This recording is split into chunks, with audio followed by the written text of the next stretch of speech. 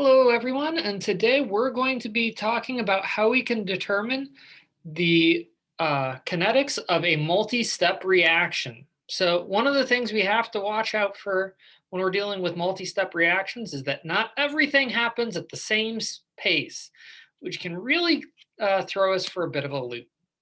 So the first type of system I want to examine is almost the most simple variety of system we can come up with, where I have some sort of initial reactant A, which goes to some product P. Unfortunately, there's some sort of intermediate in the middle. So I've got two elementary steps. A goes to I, and then I goes to P. Now, the unfortunate part is each one of these has its own rate. And that's going to really play havoc with how I describe the kinetics of the system.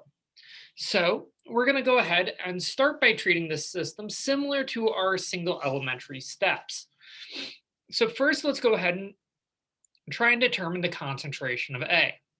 Well, lo and behold, the concentration of A is simply going to depend upon the rate of consumption of A. So it's just going to be given by negative of the rate constant for the first step times the initial concentration of A. You can go ahead and integrate this form fairly readily. And this again should hopefully make a certain degree of sense because no matter what these two rate constants are, as soon as this reaction has proceeded past this first step, it's not coming back and so won't affect the concentration of A.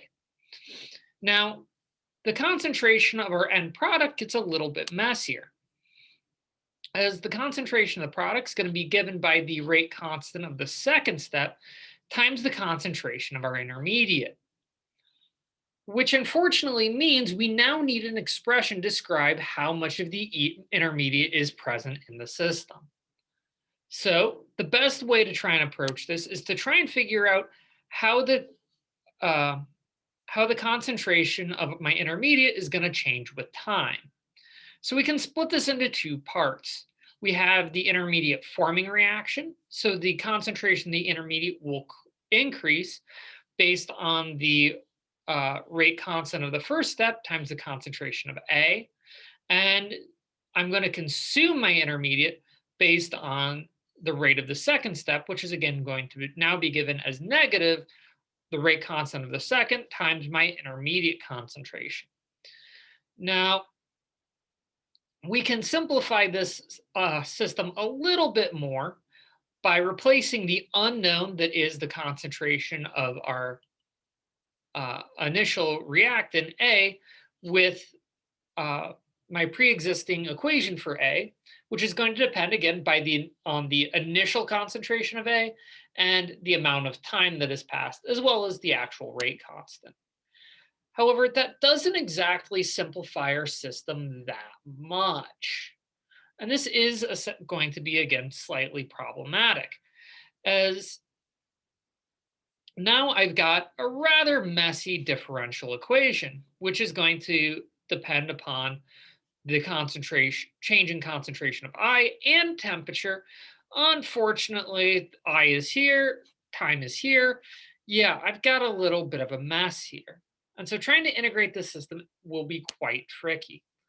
However, using some differential equations, we can actually reduce the integral of our concentration of our intermediate to essentially a set of prefactors, which depends upon the concentration of, depends upon my two rate constants, as well as the amount of time elapsed. So not too surprisingly, we will see a great deal of fluctuation of my intermediate concentration as time progresses.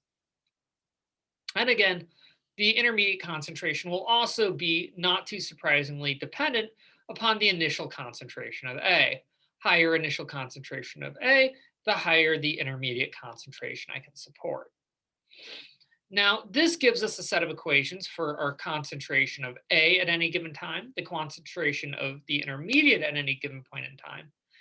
We can derive the concentration of our product essentially using conservation of mass and saying, well, all of my species has to be present, all of that A that I originally added has to at any point in time be either A, the intermediate, or my product. So we can then solve for the product and derive a rather fun and messy equation for the concentration of my product based on my two rate constants, again, in a multi-term coefficient, the amount of time that has passed, and the initial concentration that I fed into the system. And again, we still have our concentration of our reactant as well. Now you can go ahead and then plot these three expressions. And again, depending on the rate constants, you'll see slightly different behavior. But you're going to notice one of the reasons this expression is, this system is going to be kind of hard to describe. And it's worth noting that this particular graphical form has assumed a fairly fast initial rate and a relatively slow rate for the second step. So not too surprisingly, we immediately see my reactant drop, and this has built up a large supply of my intermediate, which then again slowly tails off, and then the product builds up. Now, as you may have noticed, this is a method that does work, but it quickly devolves into, well, let's be frank, a lot of rather complex differential equations. And because chemists tend to be lazy, we want to skip as much of this differential equations as we possibly can. So we need to find a way to essentially simplify the system. So one of the approaches we can take is, let's say that my intermediate's going to be relatively high energy. So in this case, what I'm going to assume is that my second step will be fairly rapid. So I have a slow initial formation of my intermediate and a rather fast consumption. So this is kind of the opposite of the graph I just showed you. Now in this case, what we're going to see is we're going to keep a relatively low concentration of my intermediate, because pretty much as soon as I form my intermediate, it's then consumed in the subsequent reaction.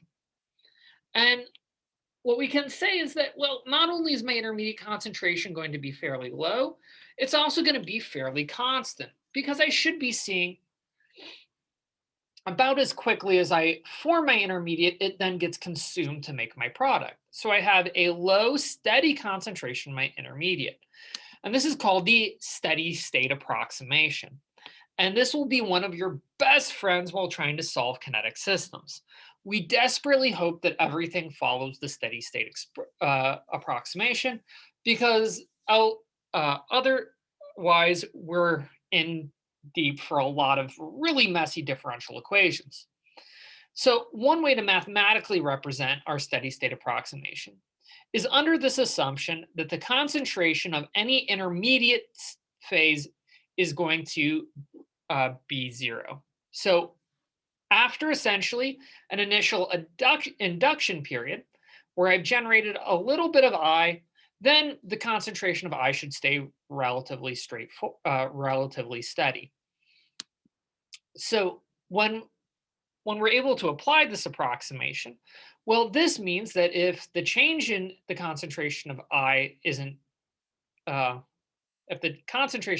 changing, then what I can do is simplify that expression we just generated and say that, hey, guess what? The rate of production of I, K1 times my initial concentration of A, has to equal my rate of consumption of I, which is this rate of the second state, the rate constant for the second step times I. And again, this gives us the concentration of our intermediate times the ratio of my two rate constants times the concentration of A, which we can then use to determine the rate of production of my product species, because this will be dictated by K2 times the consumption of I.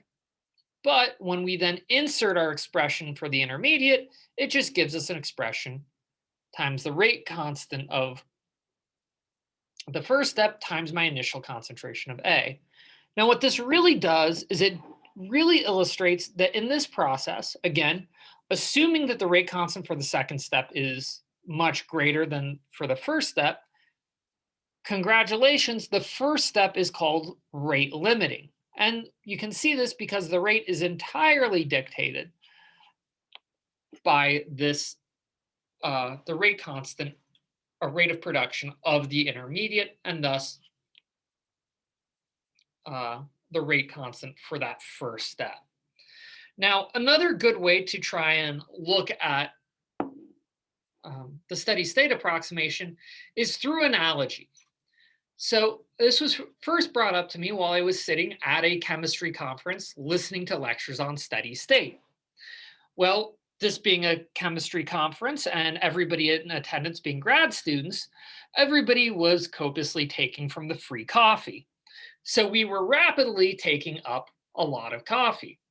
And after essentially an initial induction period of the first set of lectures, where everybody had been loaded up and primed by the first step of making coffee, we were then stuck on that second rate limiting step, which was the slower process of needing to relieve oneself from said coffee.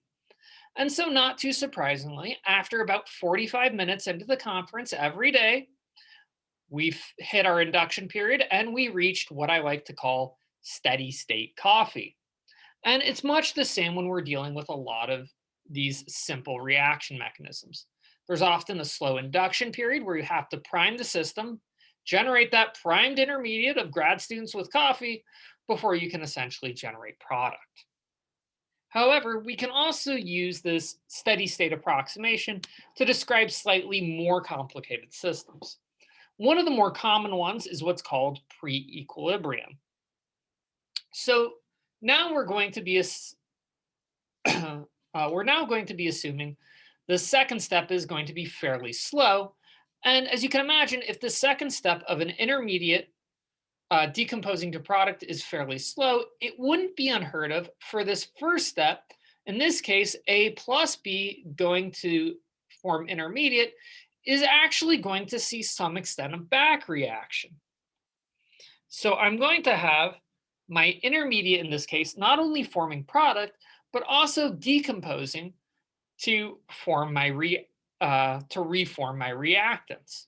So we can describe the system in a fairly similar set of approaches. So we're going to be able to describe the formation of our product again based on the rate constant for the second step times the concentration of the intermediate. Now what we can do is describe the concentration of my intermediate in order to generate the rate of production of my product. And we're going to do this using the steady state approximation. We're going to assume in this case that the second step is fairly low, but that as soon as an intermediate molecule is formed, it's either used to generate a product or to reform my reactant, keeping this concentration relatively steady. So we've got one mechanism to generate my intermediate, and that's essentially the combination of my reactants A and B. So the rate for that production is going to be given by the rate constant for this first forward step times the concentration of each of my reactants. But I have two different ways for my intermediate to decompose.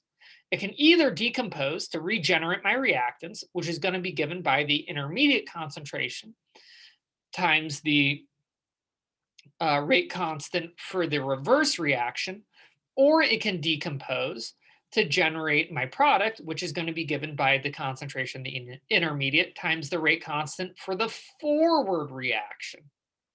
Now, since all of this change has to equal 0, what it does is it lets me isolate all of the terms in which the intermediate is involved. And I can then go ahead and combine these two rate constants.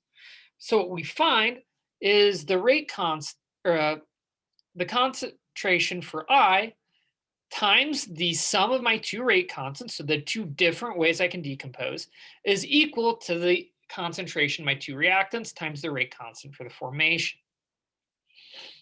Now we can then try and apply this to the production or the generation of my product species, which again is going to be given by the rate constant for the second step times the concentration in the intermediate, which we can then insert into this equation. And then we can do some quick but very slight rearrangements. I'm going to essentially pull out the concentrations of my reactants A and B. And this leaves me with essentially one big combined rate constant. So one of the things that's worth noting is when you do measure rates of reaction, oftentimes you aren't measuring individual rate constants, but instead something like this, where it's a combined rate constant of several elementary steps, something to kind of be aware of. But one of the things I want to do is kind of illustrate several different scenarios that we can apply to this reaction. So one of the big cases that we are often interested in is what happens if we have a slow reverse step. So essentially, once I form my intermediate, I'm more likely to proceed to product than back to reactant. So in this case, K1 will be fairly large, K2 will be fairly intermediate, and K1 prime will be fairly low. Now, in this case, what we see is that K1 is much smaller than K2. So I'm going to be able to reduce my rate constants to K1 times K2 over K2. Well, this is going to just be the same thing as K1.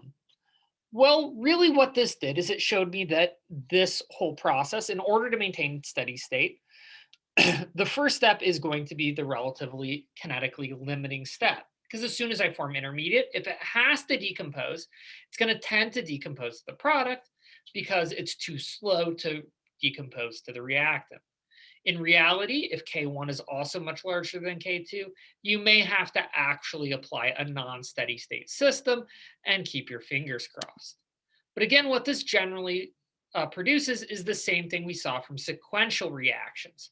Because if K1 prime is fairly low, it may as well not be involved at all. And again, this is what we saw with our initial case of A goes to I goes to P. We'd see something very similar, but now we have A and B both involved. So let's go ahead and try and look at another limiting case. This is one we call pre-equilibrium, where we're going to assume that K2 in this case is fairly low, and the reverse reaction is fairly facile. So I form I, and then I tend to reform my reactants. And then I form I, and then I tend to reform my reactants. Then I form I, then I tend to reform my reactants. Then I form I, and eventually I make my product. So in this case, what we're going to find that if K2 is much smaller than the reverse reaction, then I can essentially drop it from the summation term.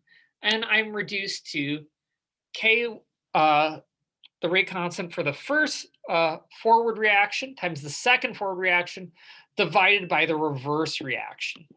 So what this shows is what we call a pre-equilibrated state, where I constantly have my intermediate forming and decomposing with my reactants, and then only ever so occasionally producing the product. At which point it's very clear that K2, the second step, is clearly rate limiting. But the nature of the equilibrium will drastically change how much intermediate I'm feeding into the second step of reaction. So not too surprisingly, if this reverse reaction is very facile, I'm not going to have much intermediate to drive the reaction forward. If this reverse reaction is fairly low, then I will see a much greater generation of the intermediate and thus formation of the product. Now, one of the other things we can do is say, well, let's see how this compares to another scenario, which is if the second step is rate limiting, well, isn't that kind of like talking about this first step being in equilibrium? So in this case, I can try and treat this first system using the equilibrium constant, which we showed previously to be the same as the ratio of the forward over the reverse rate constants. So again, this is just the equilibrium constant for this first step of the reaction, which again, we know that the equilibrium constant is going to be of the form of products, in this case, the intermediate, over reactants. Well, I can then go ahead and rearrange this. And what we get is, again, the concentration of the intermediate times the ratio of my rate constants times the reactant, the concentration of my reactants, which I can then insert into my rate equation for the second step. And at which point, congratulations, we just reproduce the same kinetic behavior as the steady state approximation under the assumption that the second step was rate limiting. So this gives us another way to talk about uh, the kinetics of a system. We're going to generally try and hope that all of our intermediates are going to function under steady state, and this will be a fairly good approximation. However, if you're given information that one step is in pre-equilibrium, uh, one step is rate limiting, this means that we can tend to treat all of the previous steps as being in equilibrium and replace uh, the behavior of the intermediate using a rate constant. And this can, or a equilibrium constant. And this can be a very good way to try and treat a system. So next time, we're going to be trying to take a lot of these same lessons of steady state and applying it to a specific case, starting with good old enzymatic behavior. Here we come, Michaelis Menten. Till then, take care.